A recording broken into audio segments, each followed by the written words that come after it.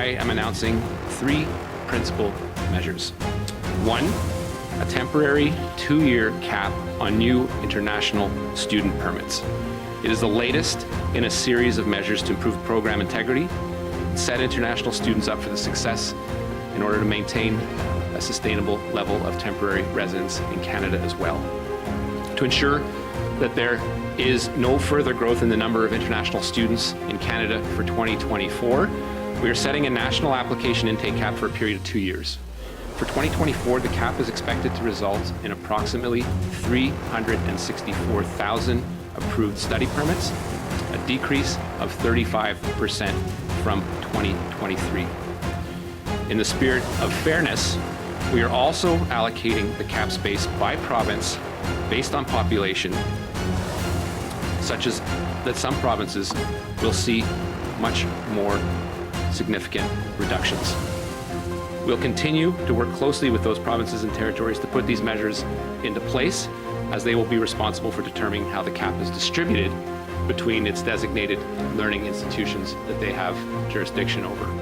I've had productive conversations, in particular with British Columbia and Ontario already, and we all recognize that more needs to be done to protect the integrity of our system while supporting international students.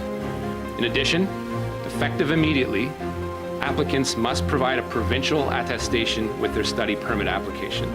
At the same time, the cap will not apply to students in graduate levels of studies, including master's and doctoral students. Those are the people we're looking for. Study permit applications at the elementary and secondary school levels will also be exempt. Second, in order to better align the program and ensure the integrity of the system, we are also changing eligibility criteria. Starting on September 1st, 2024, international students beginning a program of study based on a licensed study program will no longer be able to receive a work permit. As part of those agreements, students going to a private institution will be able to be exempt if they attend a public institution. Some of these students have gone up in number, and they're not as monitored as others, which means that they are escaping the criteria for eligibility to a work permit. This year, postgraduate work permits will no longer be available to public-private institution models.